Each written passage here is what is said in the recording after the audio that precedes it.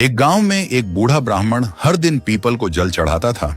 तो उसमें से एक सुंदर कन्या प्रकट होती और कहती, पिताजी, मैं आपके साथ चलूंगी।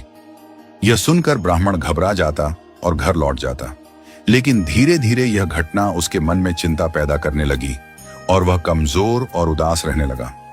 एक दिन उसकी पत्नी ने पूछा, क्या बात है, दिन ब दिन तुम इतने कमजोर और उदास क्यों होते जा रहे हो? तब ब्राह्मण ने उसे पीपल की लड़की की बात बताई। यह सुनकर बूढ़ी औरत हंस पड़ी और बोली, जहां पहले से 6 बेटियां हैं, वहां एक और सही, कल उसे घर ले आना। अगले दिन ब्राह्मण पीपल के पेड़ के पास गया और लड़की से कहा, बेटी, चलो हमारे घर। वह खुशी खुशी उसके साथ चल दी। घर लाने के बाद बूढ़ा ब्राह्मण गांव में आटा मांगने गया तो पहले से अधिक आटा मिला। बुढ़िया ने आटा छानना शुरू किया तो लड़की बोली, मां, मैं छान देती हूं। जैसे ही लड़की ने आटा छानना शुरू किया, परात आटे से भर गई। फिर जब बुढ़िया ने खाना बनाने की तैयारी की तो लड़की ने आग्रह किया, आज मैं रसोई में खाना बनाऊं? बुढ़िया पहले तो डर गई और बोली, नहीं बेटी, तू जल जाएगी। लेकिन लड़की नहीं मानी और रसोई में चली गई। थोड़ी देर में ही उसने 36 प्रकार के व्यंजन बना डाले।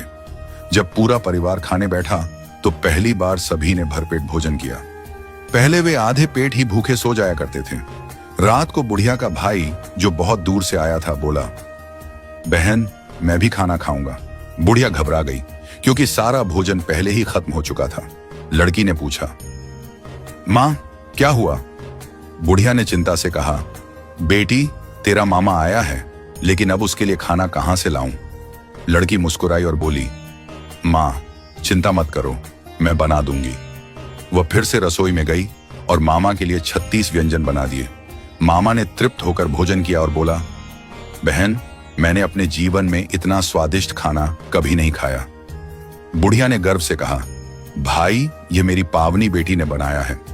रात होने पर लड़की ने कहा, मां, रात को चौका साफ कर देना और दिया जलाकर रखना, मैं ऊपर कोठे में सोऊंगी। बुढ़िया डरकर बोली, बेटी, वहां तू डर जाएगी। लड़की हंसकर बोली, मैं नहीं डरूंगी मां, मुझे वहीं सोने दो। आधी रात को लड़की उठी और चारों ओर नजर डाली। जैसे ही उसने अपनी दृष्टि घुमाई, पूरा घर धन धान्य से भर गया। सोने चांदी की मोहरें, गहने और बहुमूल्य वस्तुएं प्रकट हो गईं। इसके बाद वह घर से बाहर जाने लगी। तभी बाहर सो रहा बूढ़ा ब्राह्मण जाग गया। उसने पूछा, बेटी, इतनी रात को कहां जा रही हो?